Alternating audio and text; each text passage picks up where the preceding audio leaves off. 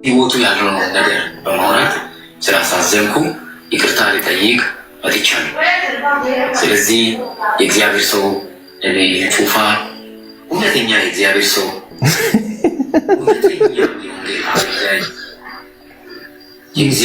ምስኪን ነው በእናትህ። እውነተኛ የእግዚአብሔር ሰው እውነተኛ የእግዚአብሔር አገልጋይ አለ። በጣም የሚያሳዝንልሽ ወንጌል በመስበክ ቃሉን በመስማትና የእግዚአብሔር እጅ በማየት ብዙዎች ከብዙ አይነት እስራቶች፣ ከአጋንንት እስራቶች፣ ከበሽታ ሲፈወሱ ከብዙ አይነት እስራቶች ሲል የራሱን እስር እኮ ነው የሚያስበው። ፍሬድ ገብቶሃል? ከብዙ አይነት እስራቶች የሚፈታ እሱ ነው የሚያስፈታው በዚህ ሰዓት።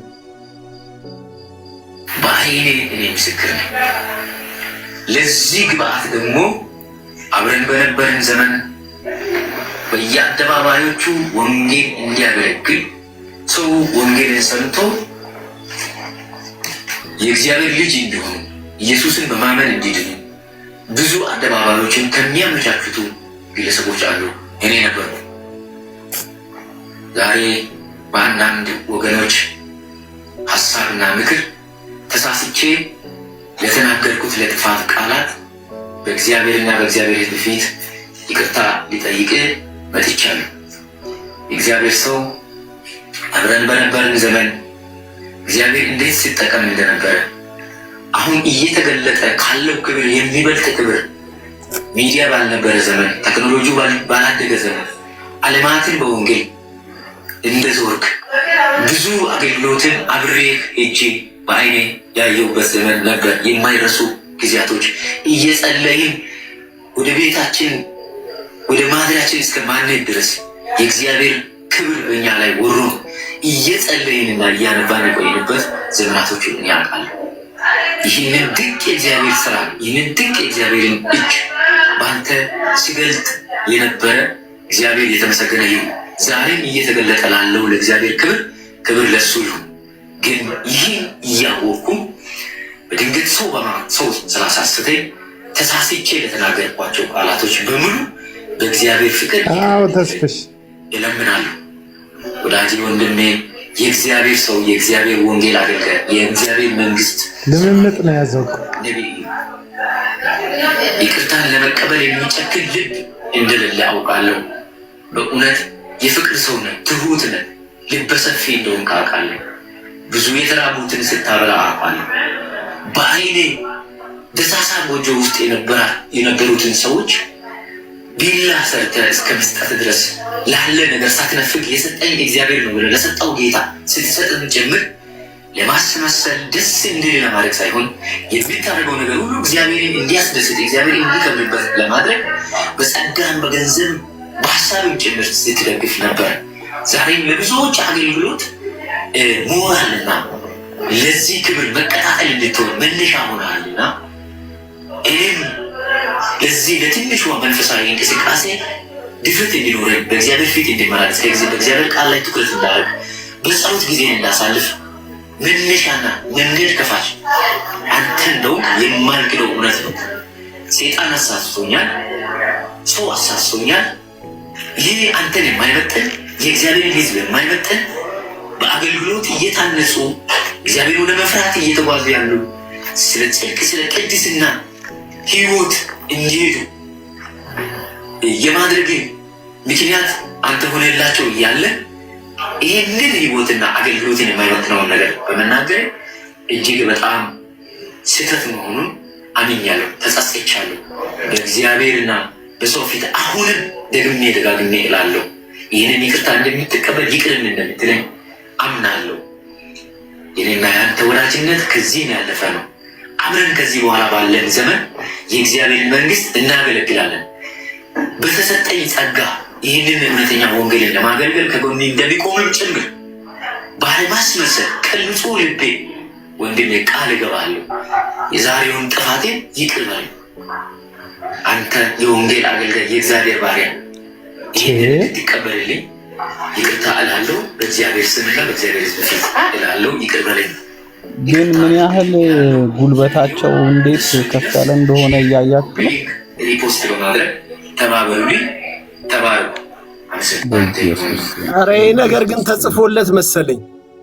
አይ ተጽፎለትም ነው። ከእንደገና አቤላዬ ምን ያህል በስልጣንና በጉልበት ከፍ ያለ ነገር ላይ እየሄዱ እንዳለ በጣም እኔ በጣም ነው ያበቃ ልቤ እንዴት እንዳዘነብኝ ሰውየውን ስታዩት። ከዚህ ወደ ኋላ ሄዳችሁ እሱ ስለ እዩ ጩፋ ያወራበትን ቪዲዮ መልኩን ስታዩትና አሁን ያለበትን መልክ ስታዩ በጣም ያሳዝናል። ከእንደገና ደግሞ ሙሉ ለሙሉ በል የተባለውን እያለ እንደነበር ያሳዝናል። እኔ ግን እዚህ ውስጥ የልጁ መልክ ላይ የታየኝ የነሱ ጉልበት ብቻ ነው። ምን ያህል ጉልበተኛ እንደሆኑ በእውነት ያሳፍራል፣ ያሳዝናል። በጣም መጸለይ ይጠበቅብናል። በጣም ከእግዚአብሔር ጋር ነገራችን መጀመሪያ ተናገረው። ቪዲዮን ይሰራውበታል። እሱን አሳያቸዋለሁ። ተናገር ብሩክ። አዎ በጣም እውነት በጣም ነው ያዘንኩት። እስከዛሬ ከነበረኝ በእነሱ ላይ እስከዛሬ ከነበረኝ ሐዘን ጨመርክብኝ አቤላ። በኢየሱስ ስም በጣም ከባድ ነው እውነት። እግዚአብሔር ኧረ እንኳን በህይወት ተረፈ ቤኪ። ያ በጣም ሌላስ ነገር ቢያረጉት መግደላቸውም ተአምር ነው ለሱ። ማን ያስታውሰዋል እሱን የሆነ ነገር ቢያረጉት?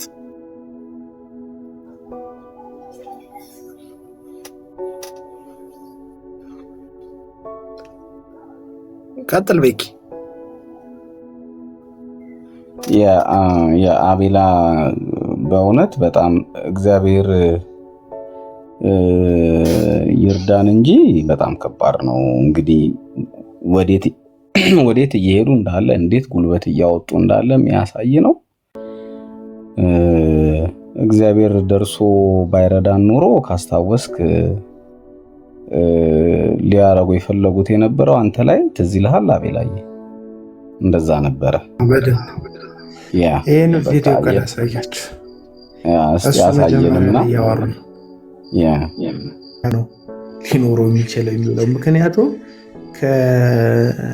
ከተሐድሶ መስራቾቹ ጅማሬ ጭምር እጅግ በጣም የተለያየ ዲኖሚኔሽንን እያስተናገደ የመጣ እንዲሁ የወንጌል በሆነ ጉዳይ ላይ አብሮ እንደ እህት ቤተክርስቲያን ከመሆን ውጪ እንዲህ የሚባል ደረጃ እንትን የለም።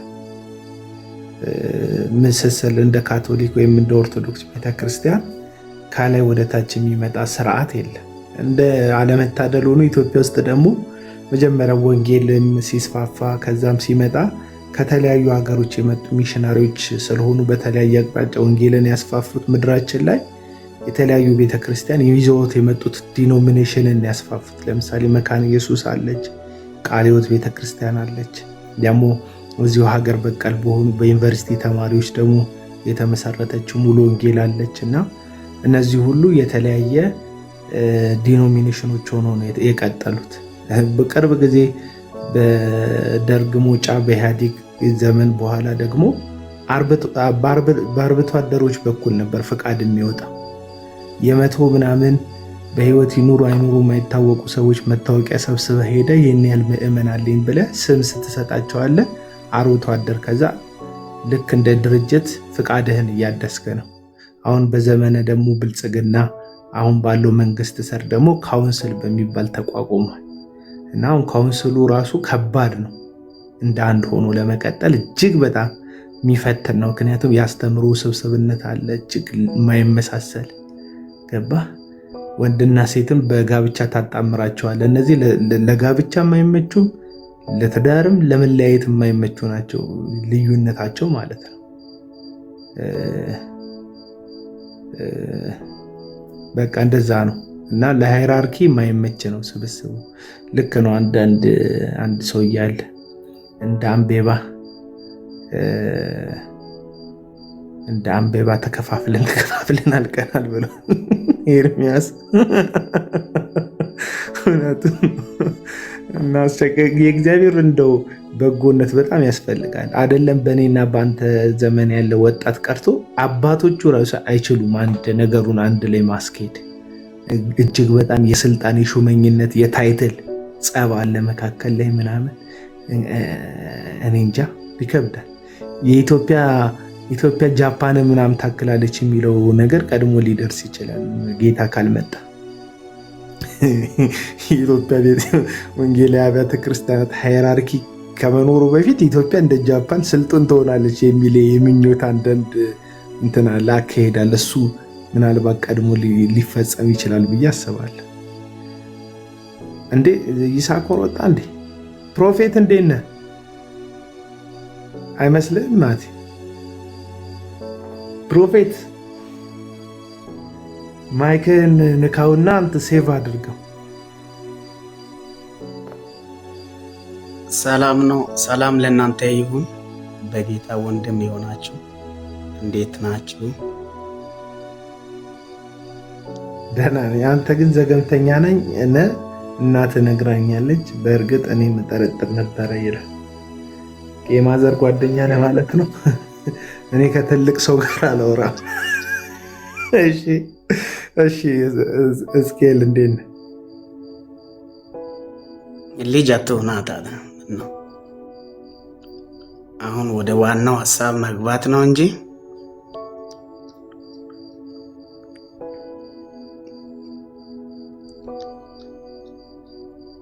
ግባሽ እየጠበቅኩ ነው። አስፈራራኸኝ።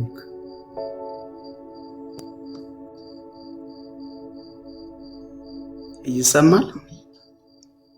አዎ እሰማለሁ። ወደ ዋናው ጉዳይ መግባት ነው አልክ። የምትገባበት ጉዳይ ካለ ግባ፣ ቀጥል። ምን ነገር የፈለግከውን ተናገር እስኪ። ኮመንቱን ለእሱ ያነበብከው መስሎት ነው? ኮመንት ነው ያነበብኩት እኮ። ማን እሱን የተናገርከው መስሎት ነው መሰለኝ። ግን ቢሆንም እሺ ቀጥል ፕሮፌት። አይ እኔ የምጠይቀው አንድ ሁለት ጥያቄ አለ። መጠየቅ እችላለሁ። አንተን ጠይቅ፣ እኔም ልጠይቅ። አይ መጀመሪያ ራሱን ያስተዋውቀንና አቤላ ወደ ጥያቄው ሂድ። ፕሮፌት ራስህን አስተዋውቀን። ማነህ? የት ነህ? የት ቸርች ነህ? የሚለውን ንገረን። የወንጌል ዘር ዓለም አቀፍ ቤተክርስቲያን ነው። ሁሉ ነገር ያው አለ ይታያል እኮ ግልጽ የሆነ ነገር ነው። የወንጌል ዘር ዓለም አቀፍ ቤተክርስቲያን ነው። መሪ ቃላቸው እንዲህም አላቸው፣ ወደ ዓለም ሁሉ ሂዱ፣ ወንጌል ለፍጥረት ሁሉ ስበኩ። ማርቆስ ወንጌል 16:15 1030 370 44 ንግድ ባንክ 09 48 04 01 07 71 ስልክ ቁጥር ሌቭል 15 ቴሌብር አለ።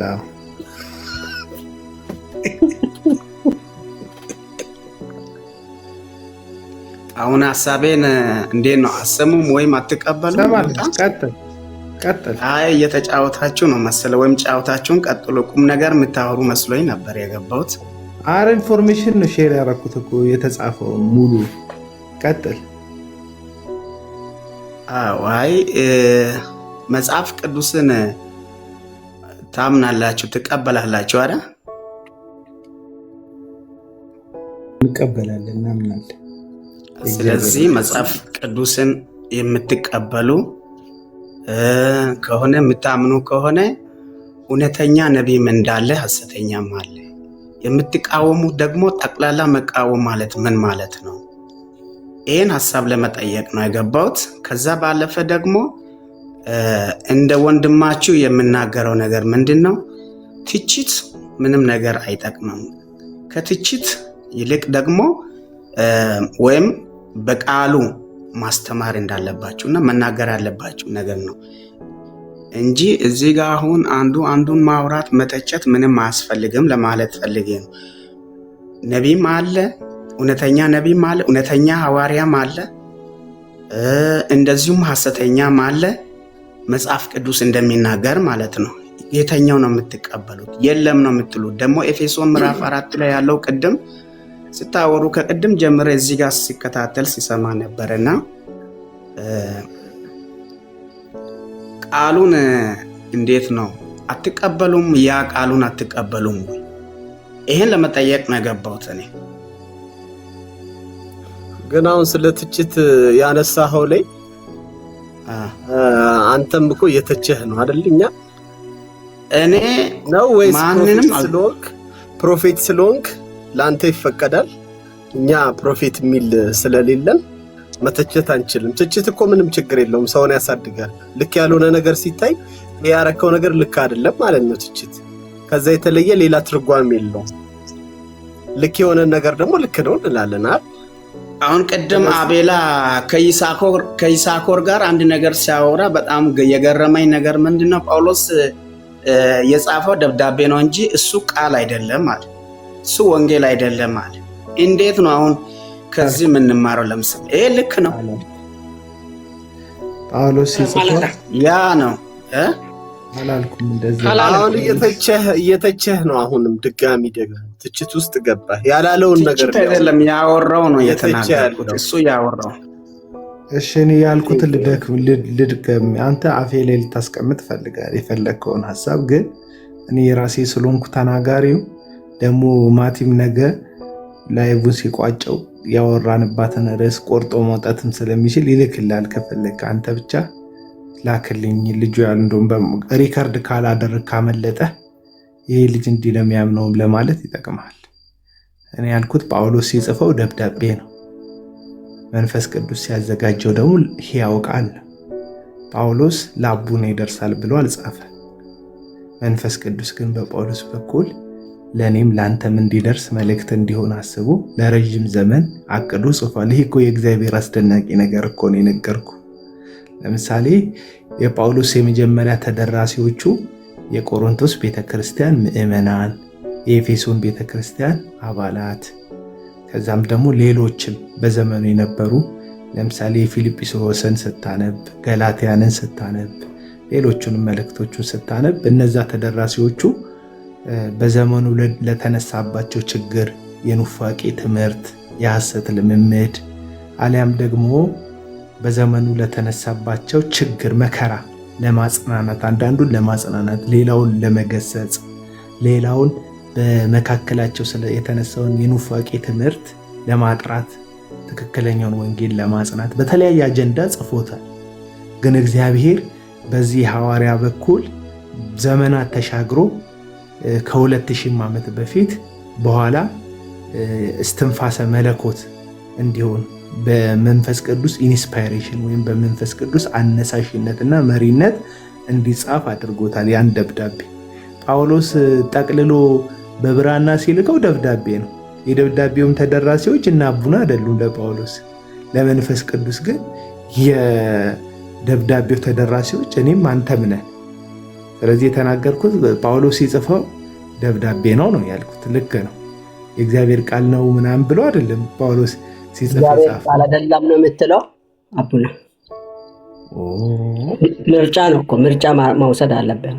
ይሄኛውን ነው የሚፈልገው። ቅድምም አንቤት ስለገባው ነው በእኔ ሀሳብ ላይ ስለተነሳበት ነው። መጽሐፍ ቅዱስ የእግዚአብሔር ቃል እንደሆነ ግን ታምናለህ አይደል?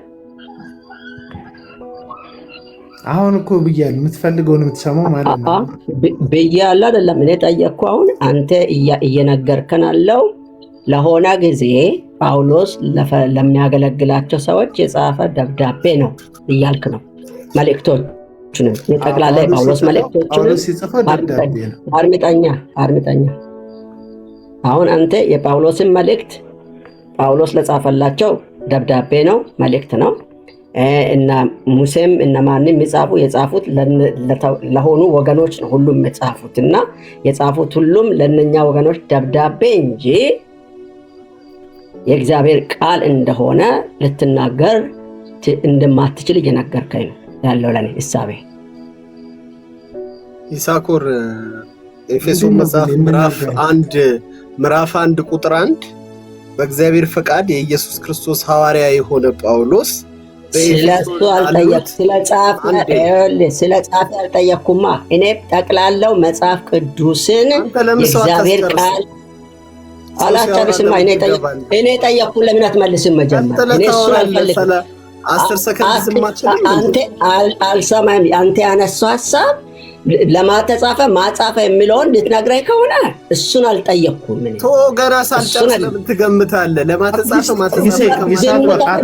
ግምት አይደለም፣ ግምት ሳይሆን የምትናገረው የጠየቀው ደብዳቤ ነው። ደብዳቤ አይደለም የሚለው የእግዚአብሔር ቃል ነው አይደለም። ለምን ፈራሁ? የኤፌሶን ደብዳቤ ነው ይሄ። ለኤፌሶን የተጻፈ የጳውሎስ ደብዳቤ ነው። በቃ እኔም በቪዲዮ ላሳየህ። የእግዚአብሔር ቃል አይደለም። ይሴን እንደማመጥ ቆይ አትመጣኝ፣ አላዳምጥም። ኦኬ፣ ይሄ የእግዚአብሔር ቃል አይደለም። ስማኛው ስቀናሉ በቃ ሳቃንተ ይሄ የእግዚአብሔር ቃል አይደለም። ነው አይደለም ነው። ቆይ በትልቁ ላድርግህ ነው። ይሴ በፈለከው በለው። ይኸውልህ ይሄ ቃል ነው። ይሄ የእግዚአብሔር ቃል ነው። ሕያው የእግዚአብሔር ቃል ወንድም እንዲህ እየቀለዳችሁ በእግዚአብሔር ቃል ላይ ማውራት አይገባም። አልቀለድኩም። ይሄ የእግዚአብሔር ቃል ነው። በደም ቀልድሃል። የተጠየቀው የእግዚአብሔር ቃል አንተ አሁን አርምጠኝ አቤላ እኮ ደብዳቤ ነው እያለ እኮ ነው። የእግዚአብሔር ቃል ደብዳቤ ነው ብለህ እየቀለድክ መልእክት ነው እያልክ የእግዚአብሔር ቃል አይደለም እያልከኝ ነው እያልኩ አንተ መልሰህ የእግዚአብሔር ቃል ነው የእግዚአብሔር ቃል ነው። እሺ ጨረስኩ። መጀመሪያ አንተ ይኸውልህ በአንተ ሌቭል ላውራ ብዬ ነው። ይሄ የእግዚአብሔር ቃል ነው። የአንተ ሌቭል እሱ ነው። ምን ልትረዳኝ አልቻልክም። ትንሽ ጊዜ ያስፈልጋል እኔን ለመረዳት። ይሄ የእግዚአብሔር ቃል ነው። በቃ ተግባባን። ቀጥለውን ሐሳቡ ይሄ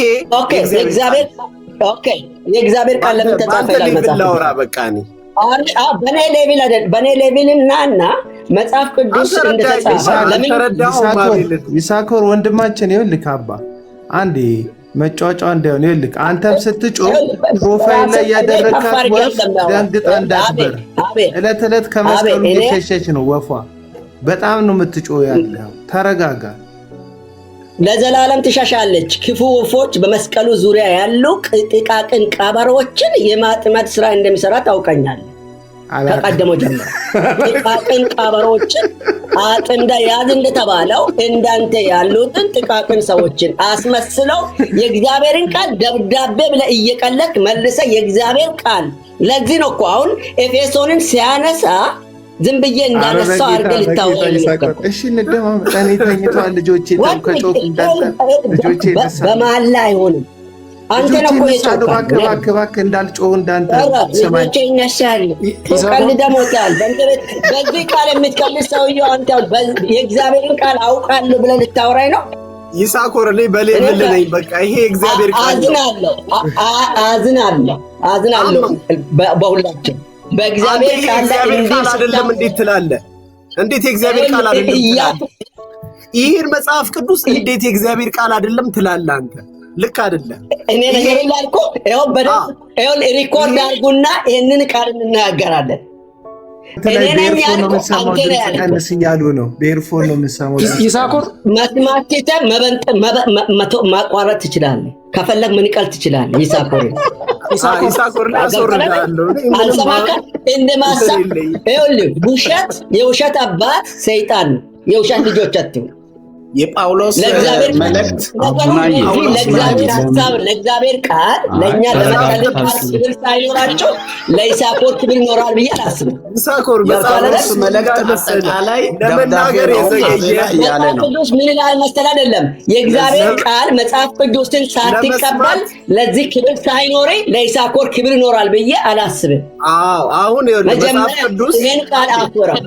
አዝናለሁ፣ በጣም አዝናለሁ። መጽሐፍ ቅዱስ ይሳኮር ስምህ ነው ግን ተረጋግተህ ለምን አታወራም? ለመናገር የዘገየህ አቤት፣ ለመናገር የዘገየህ ለእኔ ልሰብክ አቤት ሀሳባችንም መግለጽ ራሱ አልቻለም። መቀጠል ትችላለህ። ይኸውልህ እኔን በጥቅስ አንድ ጥቅስ እየመዘዝ ካቃረማችሁ ጥቅስ ጋር ደቂቃ ይዘናል። በቃረምኩት ጥቅስ የጥቅሱን አውድ ሳታውቅ የሆነች ፊደል የምታውቃት ስላለ ብለህ መጥቀስ ነውሪም ነው። ፐርሰናል አታክ አታርግ። ፐርሰናል አታክ ነው። አንተ ትንሽ ነህ። ይሴ አይደለም አንድ ፍሬ ልጅ ነው። ትንሽ ሰው ነኝ። አንድ ፍሬ ልጅ ነበር በእውነት እኩያ አይደለም። ያናደዱት ነው ሰዎች እንደዛ ያደረጉት። ይኸውልህ ትልቅ ሰዎች ስለሆናችሁ እናንተ እኛ ትንንሾች ስለሆነን አመሰግናለሁ። መልካም አዝናለሁ።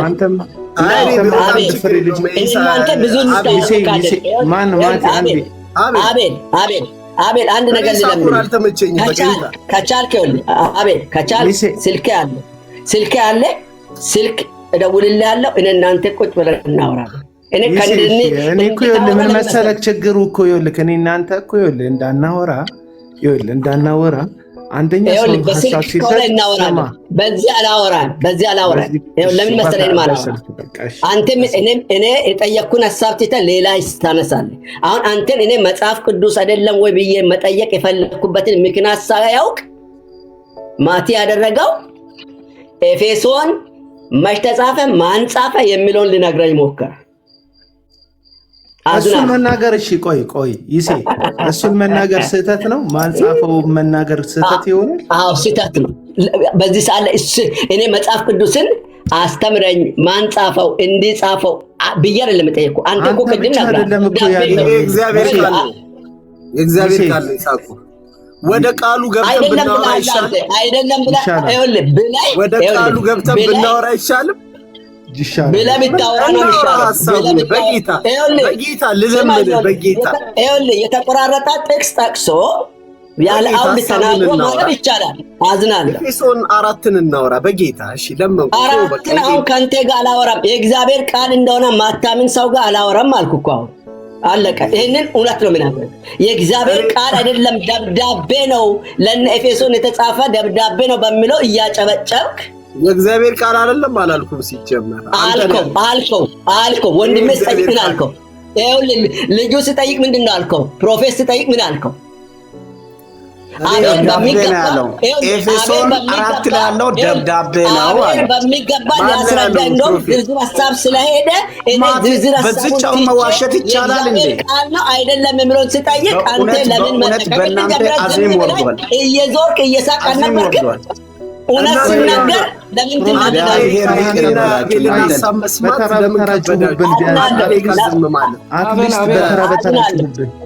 የሚታቋቸውና ቢያንስ ያንተን ሐሳብ ብትነግራቸው ይሻላል። አትሊስት ቢሰማን ጥሩ ነው። አትሊስት በተራ ብጮህብን ደግሞ ይሻላል። እንዴት ማቲ ፕሮፌት እሺ አንተ አውራና እንዴ ከዛ እኔ ወይ አቤላ እናወራለን። አውራ 2 ደቂቃ ማለት ይኸውልህ ማቲ ለነም አሁን ጥያቄ የሆነው መጀመሪያ ይሳኮር መጀመሪያ አሁን አይደለም የገባው። መጀመሪያ ሲገባ ለይሳኮር እሱ መልስ ሲሰጥ ያም ለኔ ጥያቄ ሆኖኛል። አንድ በሽ ሁለተኛ ደግሞ እኔ 2 ጥያቄ ቅድም ብያለሁ። 2 ጥያቄ ነው የሚጠይቀው ከዛም ወጣለሁ አልኩት። እንዳትወጣ ነቢያት ደግሞ እውነተኛ ነቢያቶችም እንዳሉ ውሸተኞችም አሉ። ይሄን ደግሞ መጽሐፍ ቅዱስ ያስቀመጠ ነው። እውነተኞችም አሉ ውሸተኞችም አሉ። እውነተኞች ደግሞ ዘይት የሚነግዱ ቲሸርት የሚነግዱ እንደዚህ የሆነ ቁሳቁስ የሚነግዱ አይልም እኮ መጽሐፍ ቅዱስ። ገና ከሰማይ እሳት እስከሚወርድ ድረስ ታምራትን የሚያደርጉ ነው የሚለው እንጂ አሁን እኔ በበኩሌ ዘይት የሚነግድ ይኸው ቲሸርት እኛ ሰፈር ቃልዮት ላይ ይኸው ቲሸርት ለመሰረት ግንባታ ይኸው እየተሸጠ ነበር። በእውነት ስቲከር እየተሸጠ ነው። ዘይት አልተሸጠም እንጂ ስቲከር ይሄ ቲሸርት እየተሸጠ ነው። እሱ አሁን ሐሰተኛ ነቢይ አይደለም። ለኔ አሁን ጥያቄ ማለት ምንድነው መሰለ? እነሱ አሁን ሐሰተኛ አይባሉ። እነሱ ለጥቅም ወይም የሚያደርጉት ለራሳቸው ወይም ለቤተክርስቲያን ግንባታ የሚያደርጉት ስራ ከሆነ ነው እንጂ እሱን ሐሰተኛ ነቢይ ብለህ መናገር አትችልም። ሐሰተኛ ነቢይ ምን እንደሆነ በራእይ መጽሐፍ ላይ ቁጭ አድርጎ አስቀምጧል። ያን ማየት ነው። ሲቀጥል ደግሞ አቡና አሁን በአሁን እዚች ቦታ ላይ መዋሸቱ እኔን በጣም እንትን አለኝ፣ አሳዘነኝ። እንዴት ኤፌሶን ላይ ያለው ጳውሎስ ለኤፌሶን ላሉ ሰዎች የጻፈው ደብዳቤ ነው አለው እንጂ ቃል አይደለም ብሏል። ቃል አይደለም ደብዳቤ አለ። አሁን በአሁን እውነት ለመናገር ማለት ነው እንደዚህ ሽንገላ ቦታ እኔ ገብቼም አላቅም። እንደዚህ አይነት ቦታ ገብቼም እኔ አላቅም። ዛሬ ነው የገባሁት። ፕሮፌት አንዴ ስማኝ። ይሄ ማለት ነው ይሄ እኛ የምንቀበለው 66ቱ መጽሐፍ የእግዚአብሔር ቃል ነው። 66ቱ ሁሉም ኤፌሶን ብቻ ሳይሆን ገላትያ ብቻ ሳይሆን ሙሉ መጽሐፍ ቅዱሱን ይሄንን የእግዚአብሔር ቃል ነው፣ እስትንፋሰ መለኮት አለበት ብለን እንቀበላለን። አንተ ትቀበላለህ? እናምናለን። እኔ አምናለሁ፣ እቀበላለሁ። ደብዳቤ ብዬ አልቀበልም። የምን ደብዳቤ ነው? አንዴ የኤፌሶንን መጽሐፍ ደግሞ እኔ ጽፌያለሁ እንዳይ እኔ እስካሁን አላወራሁም ምንም እያልኩ አይደለም። ባካችሁ ዝም ብላችሁ አትረማመዱብኝ እንዴ፣ ተረጋጉ እንጂ አስረዳው ጠቅላላውን ሁኔታ። አሁን ለምሳሌ ይኸውልህ ግጥም አለ መጽሐፍ ቅዱስ ውስጥ፣ ቅኔ አለ ገባ? ፍቅረኞች ራሱ የተጻጻፉት የፍቅረኞች ደብዳቤም አለ ገባ? ዝማሬ አለ እንዴ፣ የፍቅረኛ ደብዳቤ አለ አለበለ ደግሞ ጉሮሬ ላይ እንዳትቆም ገባ ካደል? ትንቢት አለ፣ መገለጥ አለ፣ ራእይ አለ። መጽሐፍ ቅዱስ ውስጥ ብዙ ነገር ነው ያለው። የታሪክ መጽሐፍ አለ። አዎ የታሪክ መጽሐፎች አሉ። ደግሞ 4 ላይ ያለው ደብዳቤ አይደለም። ኤፌሶን 4 ላይ ማቲ ደብዳቤ ነው እንደ እስቲ ንገረኛ።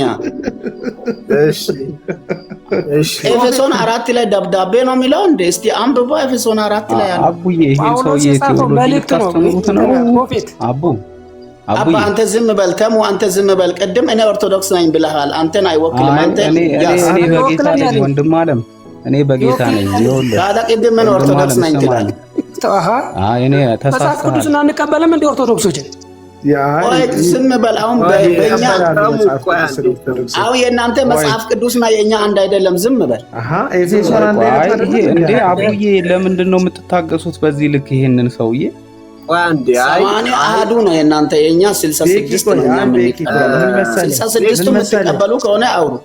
እስኪ እኮ ማን ነው ሄስኪ ነው ማን? ሄስኪ ፕሮፌት እኮ እስቄል ነው ፕሮፌት እስቄል ነው። አቤ እሺ ፕሮፌት እስቄል ይኸውልህ፣ ፕሮፌት እስቄል ቸርች መሪ ነው አለው። ቸርች መሪ ነው፣ ምእመን አለው፣ አሜን የሚሉት ሰዎች አሉ።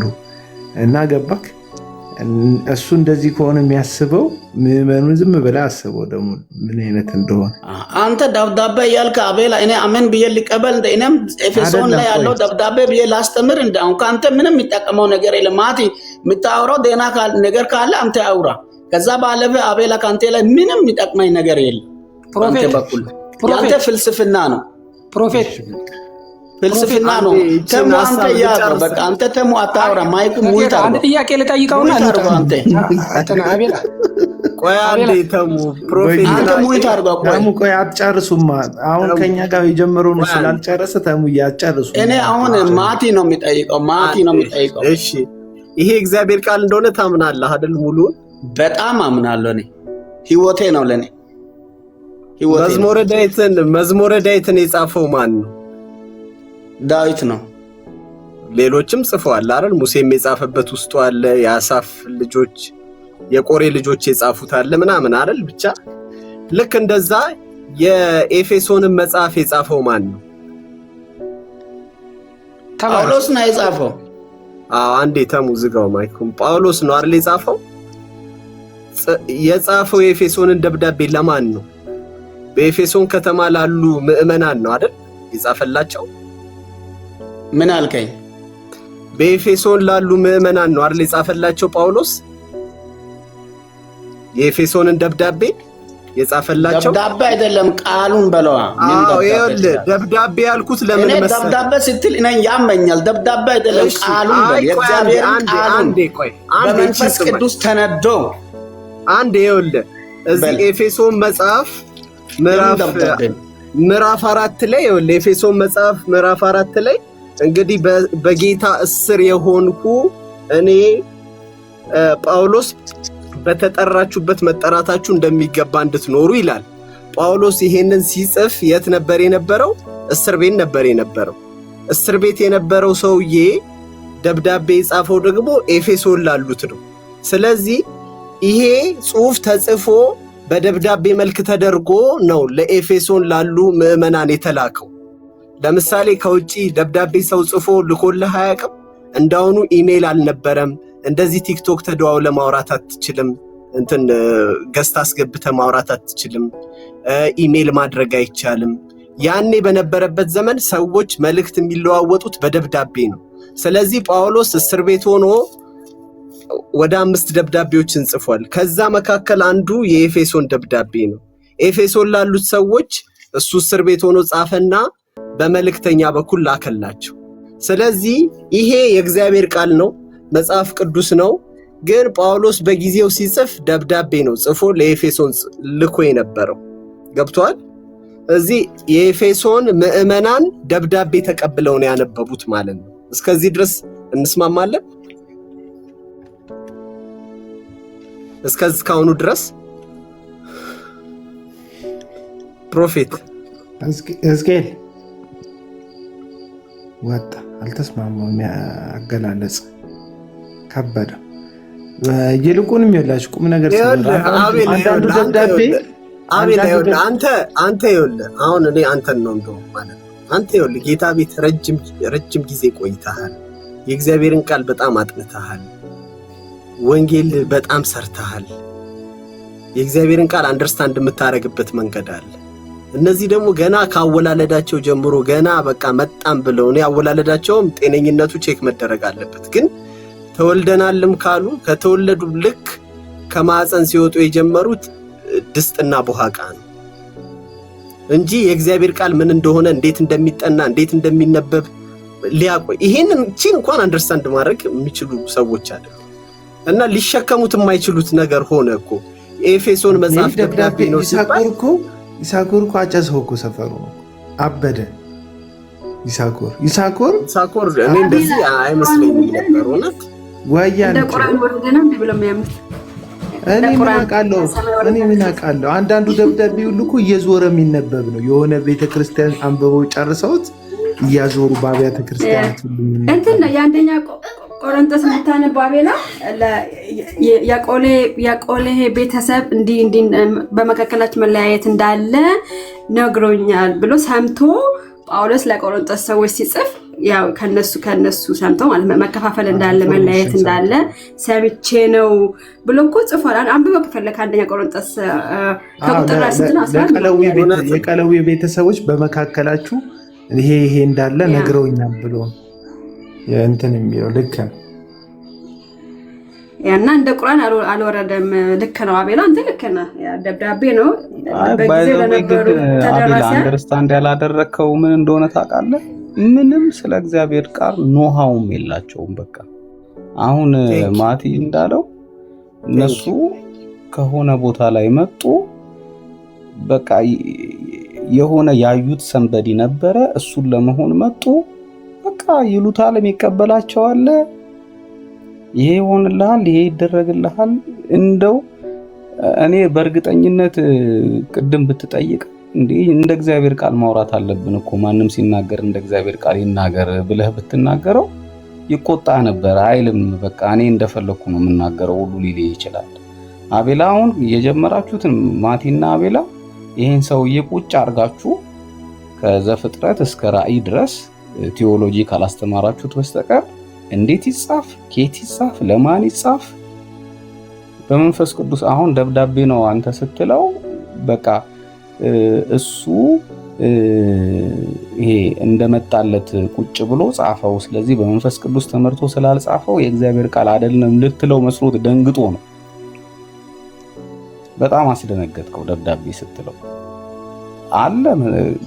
እሱ ምን መሰለክ ያቺ ነብይ ያለ ሐዋርያ ያለ የሚለውን ሐሳብ ለማጽናት ነው የገባ። ወደዛ ሲመጣ ግን ምዕራፍ 4 ሲጻፍ እንድታስቡ የሚያስፈልገው ለቤተ ክርስቲያን ተሰጡ ሲል ሐዋርያቱ ነበሩ። ኦልሞስት ኦል ነበሩ። ከአንዳንድ ከተሰዉ ሐዋርያት በስተቀር አብዛኞቹ ነበሩ። ለቤተ ክርስቲያን ተሰጠ ሲባል አንዲት ቤተክርስቲያን አንዲት ካቶሊክ ቤተክርስቲያን ያለችው የክርስቶስ ቤተክርስቲያን፣ በዛች ቤተክርስቲያን ውስጥ ደግሞ ሐዋርያቱ አገልጋዮች ነበሩ። ቤተክርስቲያኑ ወንጌልን ያገለግሉ ነበር። ስለዚህ ተሰጡ አንዳንዶችን ሐዋርያ አድርጎ ሰጠ ሲል ራሳቸውንም ሁሉ የሚጨምር እንደሆነ መረሳት የለበትም። ለቤተክርስቲያን የተሰጡት እነሱ ስለሆኑ ማለት ነው።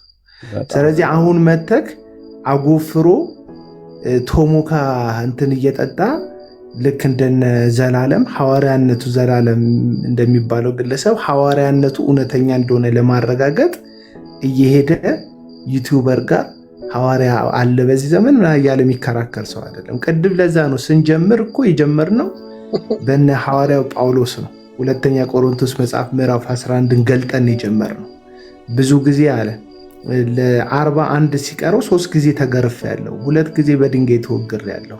ለሞት ሲደርስ ነው የተተውኝ ሄዱት።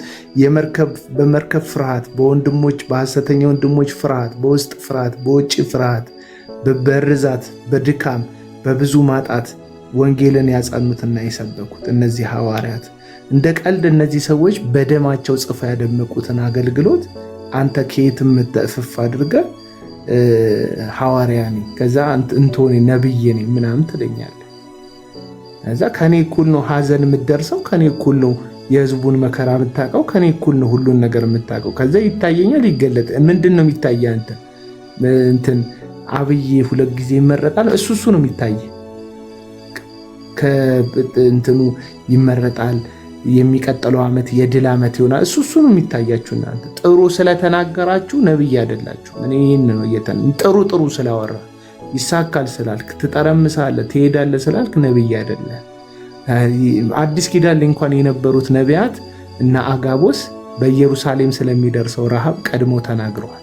ከምዕመን እኩል ረሃብ ሲመጣ አበስኩ ገበርኩ ብለህ ሐሳብ የምትሰጥ፣ ኮሮና ሲመጣ እጄ ላይ ማማ ምናምን ብለህ ጓንት አድርገህ በማግስቱ የምትወጣ ሰውዬ ሐዋርያ ነኝ ነብይ ነኝ ምናምን ትለኛለህ።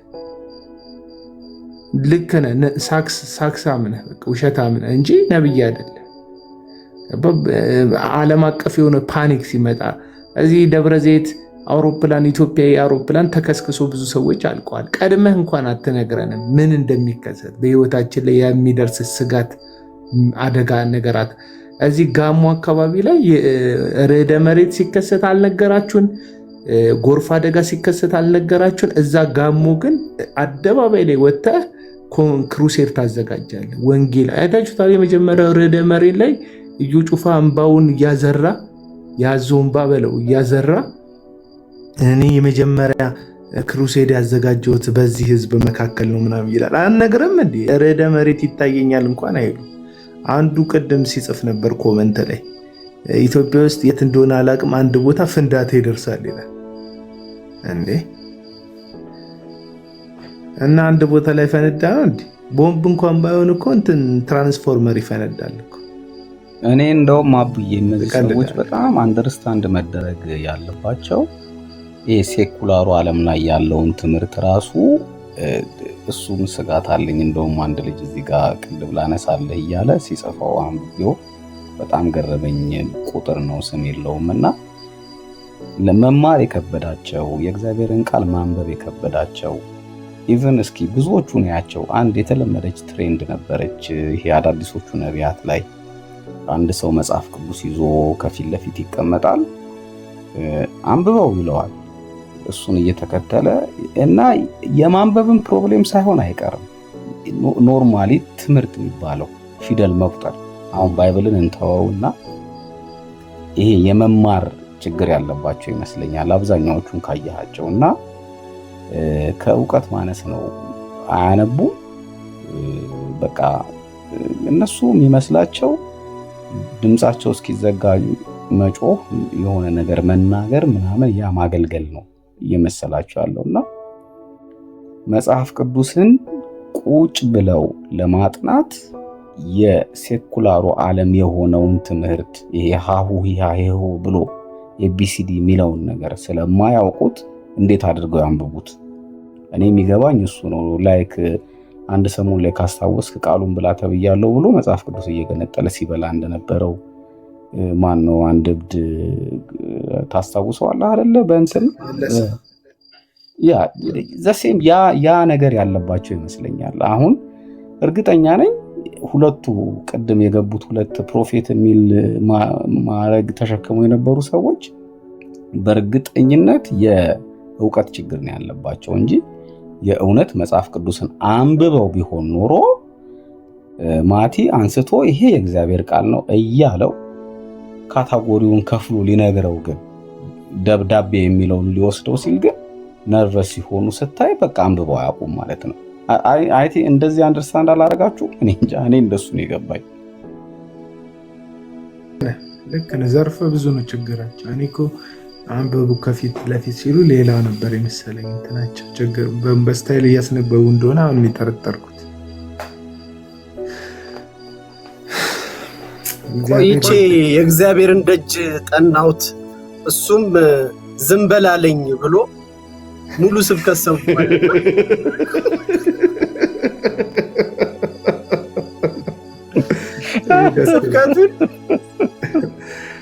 ደስ ይላል። ስብከቱን ጀምሮ እስኪጨርስ አልባንነው ዘንበል የሚለውን ዝንበል ነው ዝንበል በሚለው ነው የጨረሰውና ዝንባ ማለኛ ለማለቱ በእግዚአብሔር ኢየሱስ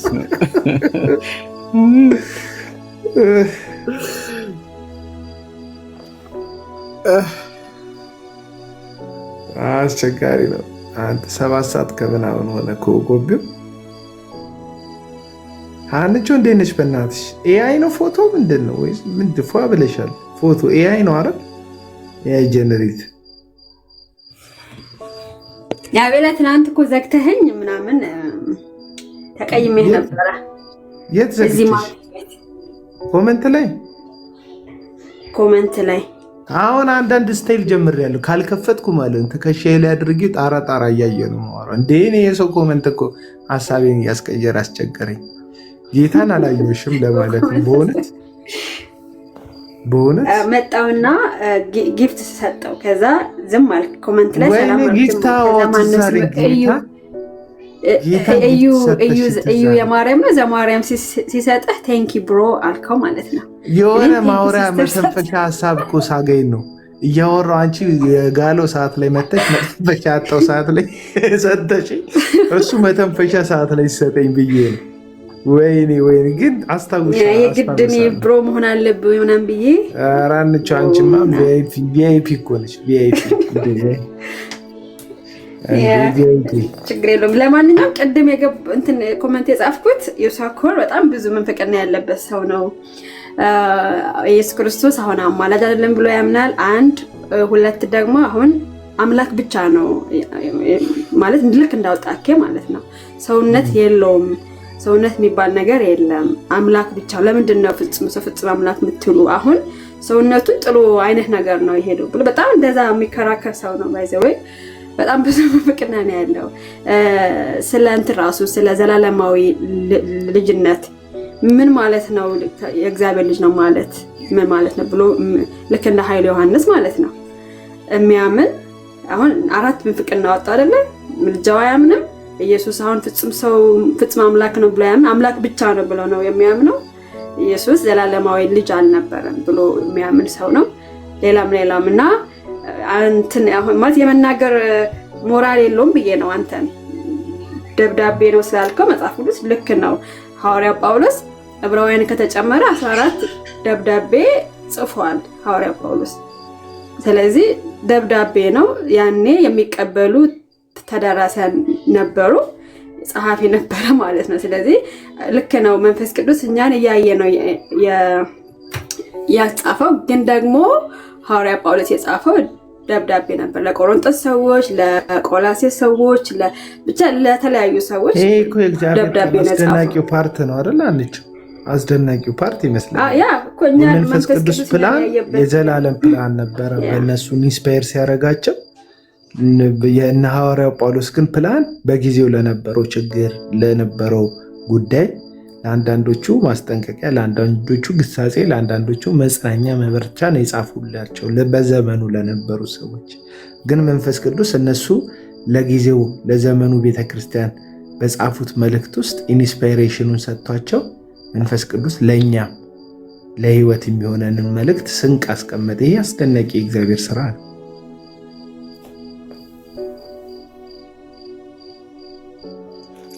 እውነት ነው። አንተ ያ ልጅ እኮ በእናትህ ያ ልጅ እኮ ይቅርታ ጠየቀ። ከይቅርታ ቪዲዮ አየሁ። ነብይ እዩ ጩፋ እውነተኛ የእግዚአብሔር ሰው ነው ብሎ ያ የኔ ፍሬንድ ቆይ ላሰማ። ያ ስለ ነብይ ጩፋ ህይወቴ አንድ ነገር ከሆነ እዩ ጩፋ ነው ተጠያቂ ምናምን ያለው ወንድማችን። ትተዋወቃለህ እንዴ ከሱ ጋር? አዎ ችግር ውስጥ የገባ ጊዜ እኔ ጋር ነበር ሚደውልልኝ። አስገደዱት ማለት ነው። በቃ እንደዚህ እንደሚሆን አውቄ ነበር። ኢንፎርሜሽን ምናምን ነበረው ማለት ነው። ኢንፎርሜሽን ምናምን ነበረው ማለት ነው። አዎ የስራ እስከ ስራ አስባረሩት። ከባንክ ቤት ነበር የሚሰራው። ከባንክ ቤት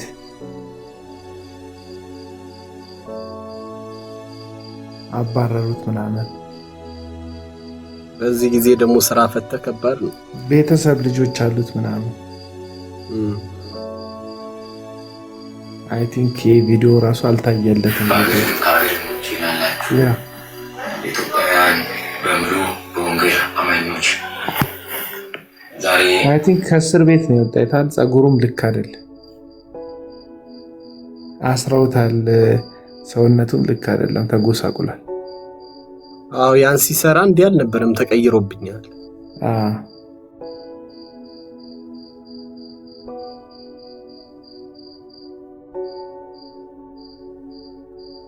እግዚአብሔር ከፍተኛ ነቢያት ጋር ያላችሁን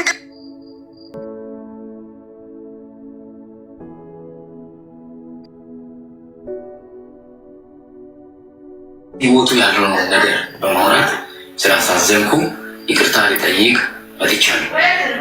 ስለዚህ የእግዚአብሔር ሰው ነቢይ ጩፋ እውነተኛ የእግዚአብሔር ሰው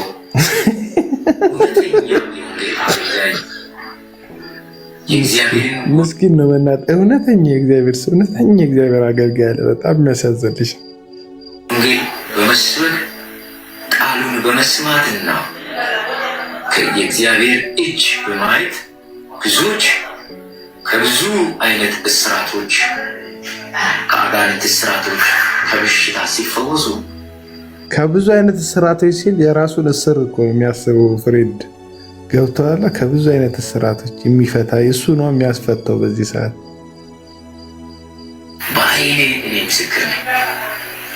ለዚህ ግብአት ደግሞ አብረን በነበረን ዘመን በየአደባባዮቹ ወንጌል እንዲያገለግል ሰው ወንጌልን ሰምቶ የእግዚአብሔር ልጅ እንዲሆኑ ኢየሱስን በማመን እንዲድኑ ብዙ አደባባዮችን ከሚያመቻቹቱ ግለሰቦች አሉ። እኔ ነበርኩ። ዛሬ በአንዳንድ ወገኖች ሀሳብና ምክር ተሳስቼ ለተናገርኩት ለጥፋት ቃላት በእግዚአብሔርና በእግዚአብሔር ሕዝብ ፊት ይቅርታ ሊጠይቅ መጥቻለሁ። የእግዚአብሔር ሰው አብረን በነበረን ዘመን እግዚአብሔር እንዴት ሲጠቀም እንደነበረ አሁን እየተገለጠ ካለው ክብር የሚበልጥ ክብር ሚዲያ ባልነበረ ዘመን፣ ቴክኖሎጂ ባላደገ ዘመን ዓለማትን በወንጌል እንደዞርክ ብዙ አገልግሎትን አብሬ ሄጄ በአይኔ ያየሁበት ዘመን ነበር። የማይረሱ ጊዜያቶች እየጸለይን ወደ ቤታችን ወደ ማደሪያችን እስከማንሄድ ድረስ የእግዚአብሔር ክብር በእኛ ላይ ወሮ እየጸለይንና እያነባን የቆይንበት ዘመናቶች ያውቃሉ። ይህንን ድንቅ የእግዚአብሔር ስራ፣ ይህንን ድንቅ የእግዚአብሔርን እጅ በአንተ ሲገልጥ የነበረ እግዚአብሔር የተመሰገነ ይሁን። ዛሬም እየተገለጠ ላለው ለእግዚአብሔር ክብር ለሱ ይሁን። ግን ይህን እያወቅኩ በድንገት ሰው ስላሳስተኝ ተሳስቼ ለተናገርኳቸው ቃላቶች በሙሉ በእግዚአብሔር ፍቅር ተስፍሽ እለምናለሁ። ወዳጅ ወንድሜ፣ የእግዚአብሔር ሰው፣ የእግዚአብሔር ወንጌል አገልጋይ፣ የእግዚአብሔር መንግስት ልምምጥ ነው ያዘው ነቢይ፣ ይቅርታን ለመቀበል የሚጨክን ልብ እንደሌለ አውቃለሁ።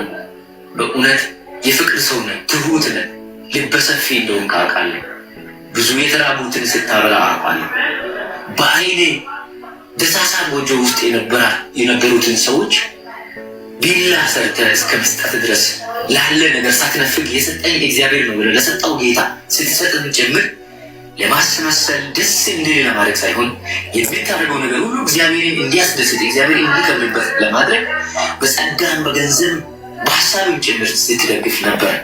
ዛሬም ለብዙዎች አገልግሎት ሞራልና ለዚህ ክብር መቀጣጠል እንድትሆን መነሻ ሆነሃልና እኔም ለዚህ ለትንሿ መንፈሳዊ እንቅስቃሴ ድፍረት እንዲኖረኝ በእግዚአብሔር ፊት እንዲመላለስ በእግዚአብሔር ቃል ላይ ትኩረት እንዳደርግ በጸሎት ጊዜን እንዳሳልፍ መነሻና መንገድ ከፋች አንተ እንደውም የማልክደው እውነት ነው። ሴጣን አሳስቶኛል፣ ሰው አሳስቶኛል። ይህ አንተን የማይመጥን የእግዚአብሔርን ሕዝብ የማይመጥን በአገልግሎት እየታነጹ እግዚአብሔር ወደ መፍራት እየተጓዙ ያሉ ስለ ጽድቅ ስለ ቅድስና ህይወት እንዲሄዱ የማድረግ ምክንያት አንተ ሆነላቸው እያለ ይህንን ህይወትና አገልግሎትን የማይወጥነውን ነገር በመናገር እጅግ በጣም ስህተት መሆኑን አምኛለሁ፣ ተጸጽቻለሁ። በእግዚአብሔርና በሰው ፊት አሁንም ደግሜ ደጋግሜ እላለሁ ይህንን ይቅርታ እንደምትቀበል ይቅርም እንደምትለኝ አምናለሁ። የኔና ያንተ ወዳጅነት ከዚህም ያለፈ ነው። አብረን ከዚህ በኋላ ባለን ዘመን የእግዚአብሔር መንግስት እናገለግላለን። በተሰጠኝ ጸጋ ይህንን እውነተኛ ወንጌልን ለማገልገል ከጎኔ እንደሚቆምም ጭምር ባለማስመሰል ከንጹህ ልቤ ወንድሜ ቃል እገባለሁ። የዛሬውን ጥፋቴን ይቅር በለኝ። አንተ የወንጌል አገልጋይ የእግዚአብሔር ባሪያ ይህንን እንድትቀበልልኝ ይቅርታ እላለሁ። በእግዚአብሔር ስምና በእግዚአብሔር ሕዝብ ፊት እላለሁ ይቅር በለኝ።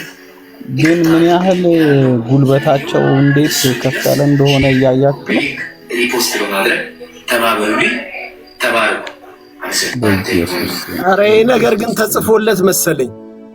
አይ ተጽፎለትም ነው። ከእንደገና አቤላዬ ምን ያህል በስልጣንና በጉልበት ከፍ ያለ ነገር ላይ እየሄዱ እንዳለ በጣም እኔ በጣም ነው የበቃ ልቤ እንዴት እንዳዘነብኝ ሰውየውን ስታዩት። ከዚህ ወደ ኋላ ሄዳችሁ እሱ ስለ እዩ ጩፋ ያወራበትን ቪዲዮ መልኩን ስታዩትና አሁን ያለበትን መልክ ስታዩ በጣም ያሳዝናል። ከእንደገና ደግሞ ሙሉ ለሙሉ በል የተባለውን እያለ እንደነበር ያሳዝናል። እኔ ግን እዚህ ውስጥ የልጁ መልክ ላይ የታየኝ የነሱ ጉልበት ብቻ ነው። ምን ያህል ጉልበተኛ እንደሆኑ በእውነት ያሳፍራል፣ ያሳዝናል። በጣም መጸለይ ይጠበቅብናል። በጣም ከእግዚአብሔር ጋር ነገራችን መጀመሪያ ተናገረው። ቪዲዮን ይሰራውበታል፣ እሱን አሳያቸዋለሁ። ተናገር ብሩክ። አዎ በጣም እውነት በጣም ነው ያዘንኩት። እስከዛሬ ከነበረኝ በእነሱ ላይ እስከዛሬ ከነበረኝ ሐዘን ጨመርክብኝ አቤላ። በኢየሱስ ስም በጣም ከባድ ነው እውነት። እግዚአብሔር ኧረ እንኳን በህይወት ተረፈ ቤኪ። ያ በጣም ሌላስ ነገር ቢያረጉት መግደላቸውም ተአምር ነው ለሱ። ተአምር ማን ያስታውሰዋል እሱን? የሆነ ነገር ቢያረጉት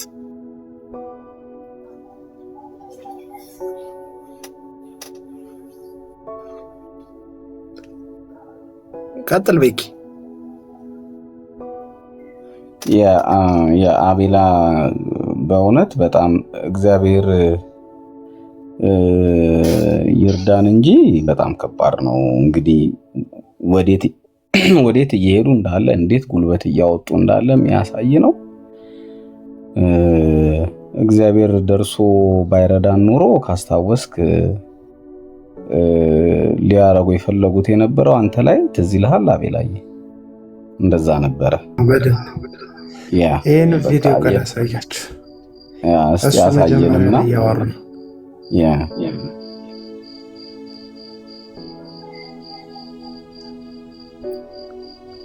ያለው ኢትዮጵያውያን እዩ ጩፋ የመጀመሪያ የነፍሴ በሞት ቢጠፋ አንድ ነገር በቃሌ ጉዳት ቢደርስ በሱ በኩል እንደሚደርሰኝ በቤተሰቦቹ በኩል እንደሚደርሰኝ የተወደዳችሁ የእግዚአብሔር ቤተሰቦች እጅግ በጣም ከባድ ሁኔታ ውስጥ ሆኜ ነው ማወራችሁ። እናቴ ያልተማረች ነች፣ ምንም ማታቅ ነች። ቤት ገብቶ የቤትን ቁልፍ ሰብረውላ እስከ ማየት ድረስ እጅግ በጣም ከዚህ በፊትም በጣም እንደዚህ አይነት አስጨናቂ ነገሮች በወላይታ ሶዶ ላይ እኔ ላይ ደርሷል። አሁንም ምንም አይነት ምክንያት የሰራሁት የፈጠርኩት ነገር የለም። እኔ አላውቅም። ይህንን ነገር እያደረገ ያለው ክራይስት አርሚ ኢንተርናሽናል ቸርች ባለ ራዕይና መስራች የተባለው ግለሰብ ከዚህ በፊት የዛሬ ከ2 ወር በፊት በወላይታ ሶዶ በነበረው ኮንፈረንስ ምክንያት ለማሳሰር ሲያስፈልገኝ የደቡብ ኢትዮጵያ ክልል ካውንስል ጽሕፈት ቤት ኃላፊ የሆኑት ከዚህም ከዛም ሲያነጋግሩት እየተለቀኩ ሲሆን ምንም አይነት ጥላቻ የለኝም። ምንም አይነት የግል ጉዳይ የግል ቅም ሳይኖረኝ መግቢያ ማውጫዬን አሳጥቶኛል። አሁንም ደግሞ ኃይል ጨምሮ ቤቴን የእናቴን ቤት ሰብሮ ገብቶ እስከዚህ ህግ ባለበት መንግስት ባለበት ተደርጎብኛልና ሁሉም ሰው ይህንን ለእኔ ድምፅ እንድትሆኑልኝ፣ ፍትህ ካለ መጠየቅ ካለብኝ፣ ወንጀል ካለ በህግ አግባብ የሚጠይቅበት ሲችል ምንም አይነት የማላውቀውም በዚህን ሰዓት ያለው ጭንቅ ማለት እኔ ወገን ዘመድ የለውም ቤተሰብ የለውም እንዲህ የለውም በሚል ጥናት የተደረገበት ስለሆነ እኔ ያወራሁት ወንጌልን የማይወክል የወንጌል ባህሪ ያልሆነውን ነገርን አሁንም እቃወማለሁ፣ ወደፊትም እቃወማለሁ። አላቆም እንደዚህ አይነት ነገር ስለመጣ እኔ ሐሰተኝነትን፣ ንፋቄ ትምህርትን ይሄ ወንጌል አማኙን አይወክልም ብዬ ባወራሁት ይህንን እንደ ወንጀል ተቆጥሮብኝ ከከተማ ፖሊስ ከተለያዩ ክፍለ ከተማዎች በ2 ፓትሮል ፖሊስ በማሙላት በ3 ፖሊስ እኔ በሌለውበት የእናቴን ቤት ሰብረው ገብቶ ፈትሾ አጥተው እንደሄዱ በድንገት እኔ ሌላ ከተማ ወላይታ ዙሪያ አካባቢ ለቅሶ የነበረውን ሄጄ በለቅሶ ቦታ ላይ ያለኝ ተደውሎልኝ ደንግጬ እንደዚህ በዚህ ልክ መጥቶ ቤት የሰበሩት ነፍሴ ላይም አደጋ ሊፈጥሩ ይችላሉ በሚል ስጋት አሁን በዚህን ሰዓት ጫካ ውስጥ በሆነ ኦና ቤት ውስጥ ገብቼ ነው ይህንን ማወራው። ለነፍሴ ፈርቻለሁ። ይህ ግለሰብ በዚህ ልክ አጣድፎኛል፣ በዚህ ልክ መግቢያ መውጫ አሳጥቶኛል። ስለዚህ ፍትህ ፈልጋለሁ። የወንጌል ባህሪ ይሄ ነው ወይ? ወንድሙን በመግደል ነው ወይ? ወንድሙን አላግባብ በማስጨነቅ ነው ወይ? ምን የሚባል ጉድ ነው? ስለዚህ ለነፍሴ ፈርቻለሁ። ኢትዮጵያውያን እዩ ጩፋ የመጀመሪያ የነፍሴ ብሞት ብጠፋ አንድ ነገር በካሌ ጉዳት ቢደርስ በሱ በኩል እንደሚደርሰኝ በቤተሰቦቹ በኩል እንደሚደርሰኝ የኢትዮጵያ ሕዝብ እንድታውቁልኝ እላለሁ። ራሱን ችሎ ቪዲዮ ረጅም ስለነበር አጠር ያለ ሀሳቤ ሰማውማ እዚህ ላይ ይቅርታ ሊያስጠይቁት ሁሉ እንደሚችሉ ተናገር ያለው ነገር ላይ አሁን ዝም ብሎ ሕዝቅኤል ፕሮፌት ነኝ ምናምን እያለ ይንፈራገጣል። እውነተኛው ፕሮፌት እዚህ አብሮት ቁጭ ብሎ እያለ ማለት ነው። ስማ ለመጠቅለል እሞክራለሁ። ይሄ ሰው የወላይታ አካባቢ ተወላጅ ነው። ስለዚህ እዩ ጩፋን ተቃውሞ የደረሰበትን ነገር ነው የተናገረው። አንዳንዶች የተቀባ እግዚአብሔር ሰው ላይ ሰው ጠላት ሰይጣን አስነሳበት ምናምን ብላችሁ እንደምታምኑ አውቃለሁ። ነገር ግን ሁሉንም በብልሃት መመርመርና ማጣራት እንዳለባችሁ አስባለሁ። የመጀመሪያው ነገር ከዓመታት በፊት መንግስቱ በለጠ የተባለ ግለሰብ በሚሊዮን የሚቆጠር አጋንንት እንዳለበት ተውን ተብዬ ተውኜ ገንዘብ ከፍሎኛል እዩ ጩፋ ብሎ በአደባባይ ላይ ተጸጽቶ በመሰከረው ምስክርነት ምክንያት የማይገባቸውን ዩኒፎርምና ቀይ ቡኔት ያደረጉ ሰዎች ተቀጥረው ተደብድቦ በግድ ይቅርታ እንዲጠይቅ እንደተደረገ ከዚህ በፊት ቪዲዮ ሰርቻለሁ። ማርያም መጣች። በቃ ለለያችሁ።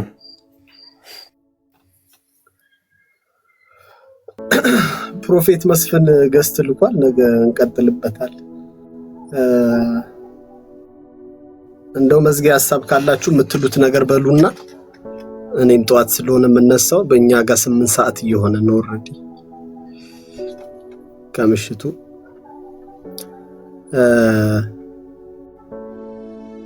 አንቺ የምትይው ነገር አለ?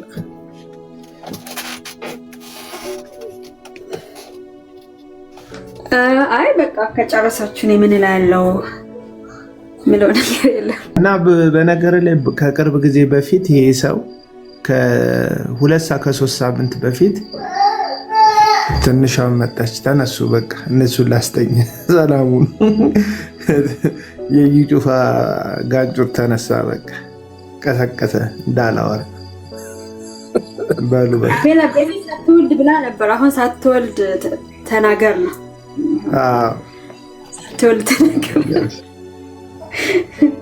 ሳትወልድ ብላ አሁን ማቲ ነው ሳይወልድ እንደፈለገ መናገር ያለበት ጊዜ ነው አሁን። ቴንኪው አመሰግናለሁ አንቺ ስለቀባሽኝ። ግን በዚህ ነገር ስለተቀላቀላችሁ ደስ ብሎኛል። ትዝ ይልሃል ባለፈው ያደረግነው አንተ ቤት በዚህ ርዕስ መሰለኝ አይ ቲንክ እንዳጠቃላይ ዳሰን ነበርና አይ ቲንክ ያኔ ነበርና አሁን ደስ ብሎኛል። ምን ነበረ ከኔ ጋር ከነዴቭ ጋር ታስታውሳለህ? ዳዊት ሉትራን ጋር መተን የጸጋ ስጦታ ምናምን አንስተን ምናምን ነበር ልሳን ላይ ስጦታ ላይ ምናምን ወይ ትረሳለህ ማለት ነው። ምንም ምን ያምሮ የለም። ያ ችግር የለውም። ግን ቃለ ሕይወት እንደዚህ ማድረጓ በጣም እኔ ደስ ብሎኛል በእውነት። እንደዚህ ሌሎቹም የእሷን እንትን እየተከተሉ እንደዛ ማለት በእንትን ማለት ልክ እንደ ቃለ ሕይወት ወጥተው በምንድነው ጥሩ ቋንቋ ለመግለጽ ፈልጌ እኮ ነው ጠፋብኝ። ወጥተው ለህዝባቸው ቢናገሩ ደስ ይለኛል። ሁሉም መካነ ኢየሱስም እያሉ ማለት ለምሳሌ ኤምኬሲ እንደዛ እንደማታደርግ ይታወቃል። ነቢያትና ሐዋርያት በአሁን ዘመን እንደማትሾም ማለት ነው በሽሞት ደረጃ እና የወጡ ቢናገሩ ህዝቡን ቢያነቁ በጣም ጥሩ ነው ለማለት ነው። ማትሻ ቴንኪው ተኛ። እሺ ቴንኪው በጣም ነገ እንቀጥልበታለን ይሄንን ሐሳብ። እሺ ቤኪ እግዚአብሔር ይባርክህ። አሜን። እንግዲህ ልጁ በጣም ልቤን አሳዘነኝና ለዛ ነው ዝም ያልኩት። ኤኒዌይስ